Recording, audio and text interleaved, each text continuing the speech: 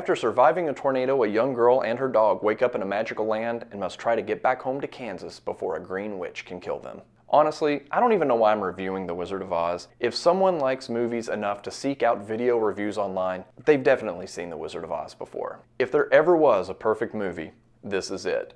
Watching the remastered high-definition version of The Wizard of Oz made me realize how many little touches you couldn't see before the movie was remastered. You could see every spot where the Wicked Witch's makeup was rubbing off of her skin. You could see the Tin Man's undershirt in some scenes, and you could see the string that was controlling the Cowardly Lion's tail. In a new movie, seeing these things that you shouldn't be seeing kind of takes me out of it. But in a movie that's pushing 100 years old, it just adds to the charm. But what's really wild and crazy is that as many inconsistencies as you can see in the makeup and the costumes and even the set pieces, that beginning scene with the tornado looks incredibly real even today. And I can't think of any other movie where we get so many catchphrases. Follow the yellow brick road. We're not in Kansas anymore. There's no place like home. Lions and tigers and bears, oh my. Pay no attention to the man behind the curtain. And I also find it funny how the movie presents itself. The audience realizes right away that the Scarecrow, who has no brain, is the smartest in the group. And the Tin Man, who has no heart, is more emotional than anyone else in the group. And the Cowardly Lion stands up for himself. Everything ties up with a nice, neat little bow at the end. In newer movies, when things are as obvious as they are in The Wizard of Oz, it makes me think that the filmmaker and the writer don't trust the audience enough to pick up on the symbolism, and it bothers me. But in The Wizard of Oz, it just adds to the charm. And you can't talk about The Wizard of Oz without talking about the music. Somewhere Over the Rainbow is wildly considered to be the best movie song of all time. But I find all of the characters to have songs that are just as memorable. Now, while the soundtrack is not something I listen to on its own, in the context of the movie, the songs are perfect. My daughter, who just turned 4 years old at the time of this recording, I showed her The Wizard of Oz just on a whim one day. She sat and watched the whole thing. Now, what's impressive about that is that she's never really sat down and watched a movie. She just doesn't have the attention span for it. And when it was over, she wanted to watch it again.